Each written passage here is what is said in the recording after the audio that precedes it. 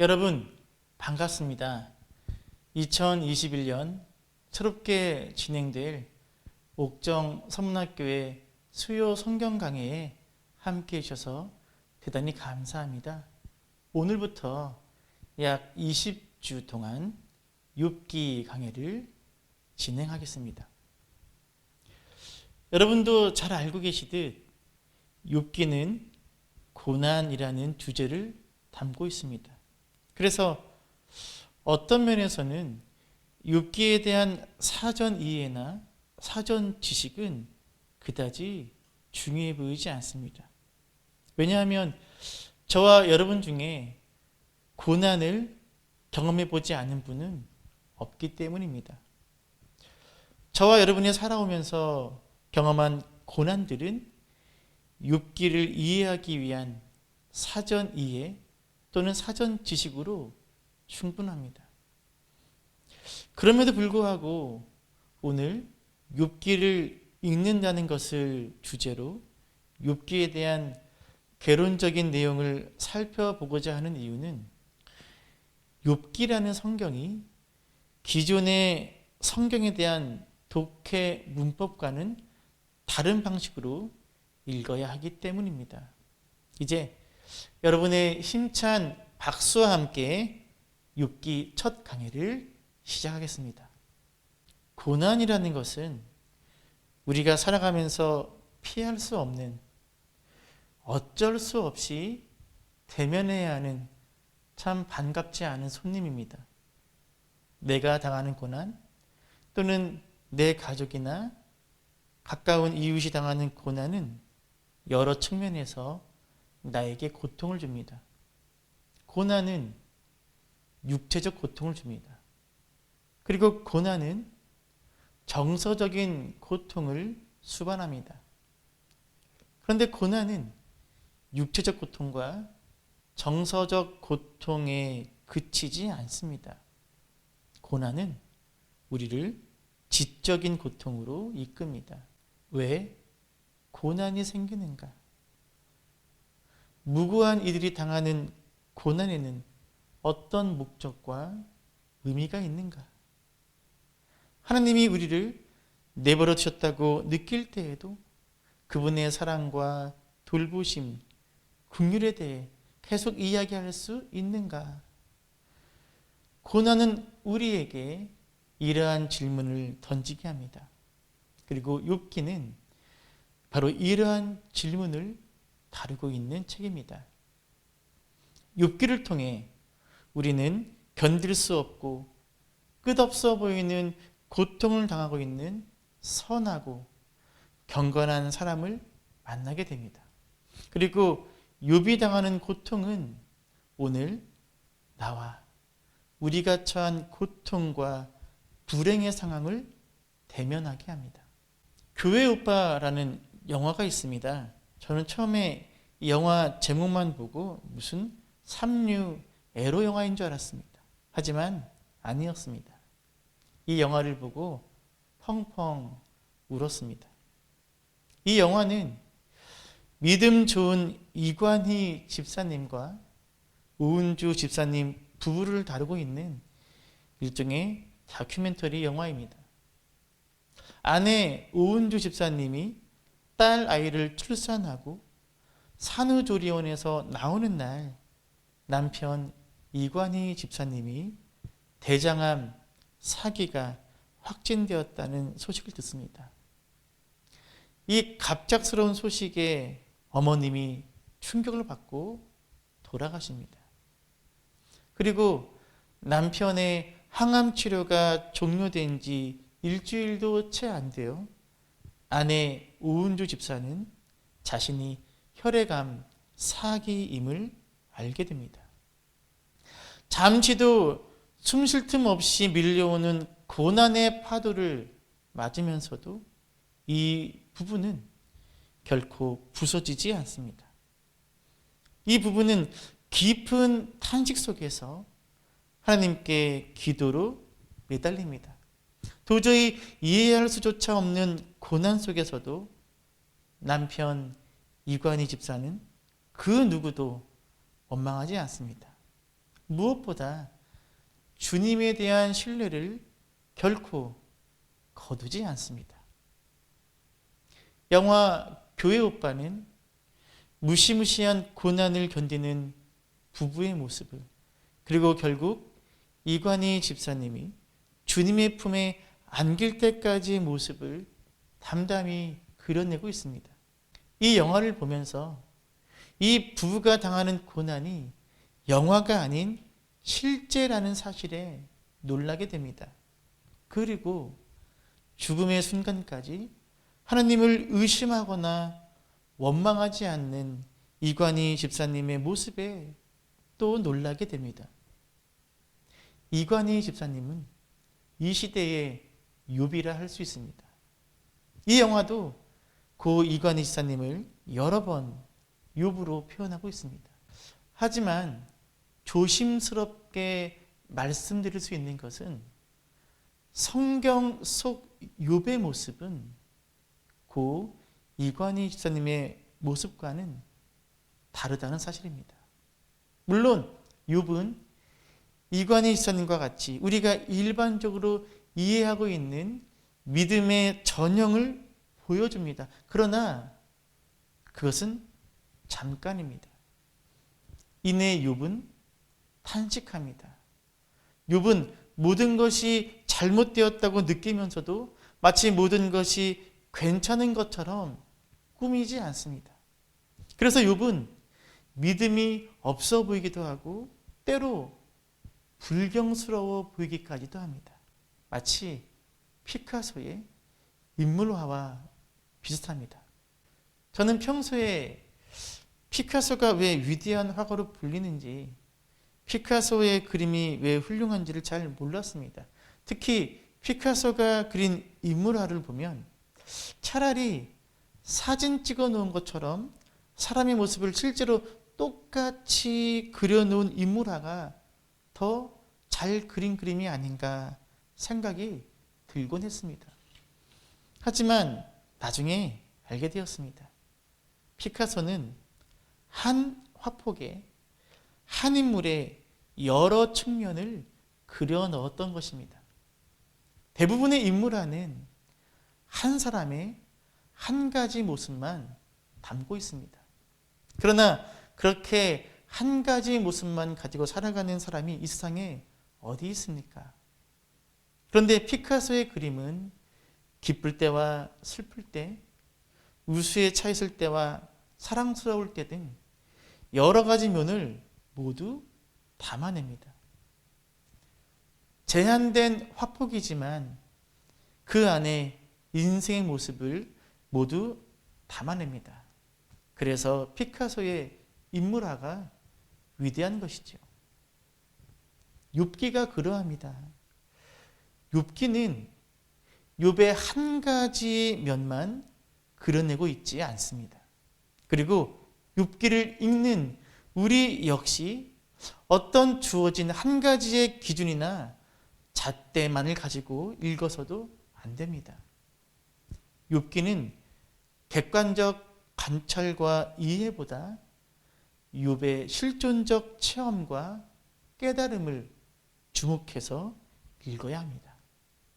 이제 욥기의 전체 구조를 살펴보겠습니다. 욥기의 전체 구조는 이렇습니다. 1장에서 2장은 서론 부분으로 의인 욥을 소개하고 하나님과 사탄 사이의 대화, 그리고 욥에게 닥친 재난을 다룹니다. 3장은 욥의 독백으로 자신의 생일과 하나님의 창조를 저주합니다. 그리고 4장부터 27장까지는 욥과 세 친구의 대화인데 이 대화가 세 번에 거친 사이클로 반복되고 있습니다. 엘리바스의 연설과 엘리바스의 연설에 대한 욥의 응답, 빌답의 연설과 빌답의 연설에 대한 욥의 응답, 소발의 연설과 그에 대한 욥의 응답, 이것이 한 사이클이고 이것이 세 번 반복됩니다. 단 세 번째 사이클에는 소발의 연설이 없습니다. 그리고 28장은 지혜 찬가, 29장에서 31장은 욥의 독백으로 마지막 탄원, 32장에서 37장까지는 엘리후의 발언, 38장부터 42장 6절까지는 하나님의 말씀과 욥의 응답, 마지막으로 42장 7절에서 17절까지는 후기로 욥의 회복과 축복을 이야기합니다. 이 구조를 통해 욥기 자체가 얼마나 치밀하게 짜인 문학 구성체인가를 확인할 수 있습니다. 이제 욥기가 담아내고 있는 신학적 주제를 살펴보겠습니다. 욥기의 신학적 주제는 크게 5가지로 정리할 수 있습니다. 첫째, 보상 없는 신앙이 가능하다라는 것입니다. 욥기 1장 9절에서 사탄은 욥이 어찌 까닭 없이 하나님을 경외하겠습니까? 라고 질문하면서 욥의 신앙이 여호와께서 허락하신 번영된 삶의 결과라고 단정합니다. 그래서 만약 하나님께서 이러한 복을 욥에게서 거두어 가시면, 또한 강도를 높여서 욥의 뼈와 살을 치시면 욥은 분명 자신의 신앙을 버릴 것이라고 사탄은 확신합니다. 그러나 사탄의 이 문제제기는 근거 없는 것으로 드러납니다. 욥은 2차례의 시험에도 불구하고 자신의 신앙을 지켜냅니다. 욥은 혹독한 시련 가운데서도 입술로 범죄하지 않았고 오히려 여호와의 이름을 축복했습니다. 욥의 이러한 모습은 보상 없는 신앙과 경건이 가능함을 보여줍니다. 신앙의 동기가 번영 때문이 아니라 모든 것을 주관하시는 여호와 하나님에 대한 무조건적인 신뢰임을 욥은 보여줍니다. 두 번째 주제는 이유 없는 고난이 가능하다라는 것입니다. 욥의 친구들은 끊임없이 욥에게 자신의 죄를 고백하고 회개할 것을 요구합니다. 인과론에 입각한 전통적인 신앙의 발로입니다. 전통적인 신앙에 비춰볼 때 욥의 고난은 그것에 상응하는 죄악의 결과여야만 합니다. 그래서 끝까지 자신의 무죄함을 주장하며 하나님이 까닭 없이 자신을 치신다며 항변하는 욥의 모습은 그들에게 있어서 불신앙이요 불경건일 수밖에 없습니다. 그러나 분명 욥기는 욥에게 죄가 없음을 이야기하고 있습니다. 왜냐하면 욥이 당하는 고난은 욥이나 그의 자녀들이 행한 죄악의 결과가 아니라 사탄의 의혹을 불식시키기 위한 하나님의 허용이기 때문입니다. 그래서 욥기는 고난의 원인에 대한 이해가 다양하게 전개될 수 있어야 함을 보여줍니다. 세 번째 주제는 탄식은 고난의 상황에서 취할 수 있는 정당한 행동이다라는 것입니다. 사실 우리가 평소에 설교나 성경 공부를 통해 접한 욥기의 이야기는 굉장히 단편적입니다. 하지만 욥기의 상당 분량은 욥의 탄식으로 가득 채워져 있습니다. 때로 욥은 반항적이고 때로는 거칠기까지 합니다. 그래서 그리스도인들이 탄식해도 되는가? 탄식하며 하나님을 비난해도 되는가? 라는 불편한 생각과 마음이 들게 합니다. 더욱이 우리 한국인들은 나 자신의 근심과 걱정, 그리고 의심과 두려움 등의 부정적인 정보들을 남에게 이야기하는 것을 굉장히 꺼립니다.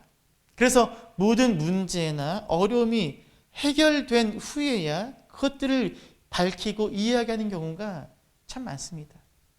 그만큼 우리는 탄식에 대해 부정적 인상을 갖고 있습니다. 그래서 우리는 욥기의 일부분만 보게 됩니다. 욥기는 욥의 탄식으로 가득하지만 그 탄식들을 애써 외면합니다. 그리고 불평하지 않는 욥을 다루고 있는 서론이나 하나님의 뜻을 깨닫는 결론에만 집중하고 그런 일부 구절들을 통해서만 은혜를 받습니다. 물론 탄식은 분명 어려운 주제임은 분명합니다. 그러나 성경에는 놀라울 만큼 많은 수의 탄식이 담겨 있습니다. 특별히 욥기는 성경에서 가장 큰 탄식시라고 할 수 있습니다. 무엇보다 욥의 탄식은 약함이나 무능함의 표지가 아니라는 사실입니다. 욥의 탄식은 욥이 하나님을 여전히 신뢰하고 있음의 표지이고 그가 하나님과 지금도 가까이 있음에 대한 표지입니다. 욥의 탄식의 배후에는 하나님께서 자신의 탄식을 들으실 것이고 탄식하는 자신의 위기를 끝내기 위해 결국에는 개입하실 것이라는 희망이 숨겨져 있습니다. 물론 욥은 고난에 직면한 첫 순간 욥 스스로 탄식하기를 허락하지 않습니다. 자신의 자녀를 모두 잃은 순간에도 욥은 하나님을 원망하지 않습니다. 오히려 주신 분이 하나님이시고 취하시는 분도 하나님이시라고 고백합니다. 그러나 3장부터 욥의 독백과 친구들과의 대화가 진행되면서 욥은 달라집니다. 욥은 탄식하기 시작합니다. 그리고 결국에는 매우 큰 탄식과 함께 하나님 앞에서 하나님을 향해 서 있는 인물로 발전합니다. 욥은 탄식을 통해 하나님께 자신의 속마음을 완전히 털어놓습니다. 자신의 절망, 고통, 그리고 하나님을 향한 분노와 고발을 서슴없이 그리고 가감 없이 진술합니다. 그러나 욥이 탄식을 통해 어떤 면에서는 신성모독에 가까운 말들을 내뱉음에도 결국 욥의 믿음은 멈추지도 않고 사라지지도 않습니다. 정반대로 욥은 탄식을 통해 성숙해집니다. 그래서 탄식은 방향이 없는 비탄이 아니라 집중된 간구입니다. 네 번째 주제는 고난당하는 자에게 우선적으로 요청되는 것은 공감과 위로다라는 사실입니다. 욥의 친구들은 고난에 처한 욥의 상황과 형편은 헤아리지 못하고 자신들 편에서 옳은 말로 일방적으로 설교하고 가르치고 심판합니다. 하지만 고난당한 자에게 가장 필요한 것은 그 고난과 고통을 함께 나눌 위로와 공감입니다.